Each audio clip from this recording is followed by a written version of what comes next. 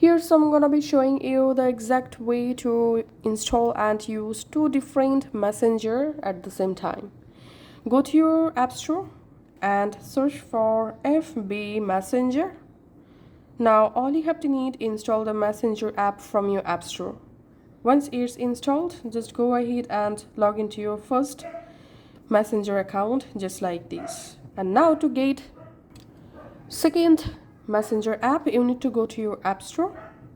In app store, search for dual apps, and now all you have to need just install this multiple accounts dual space app.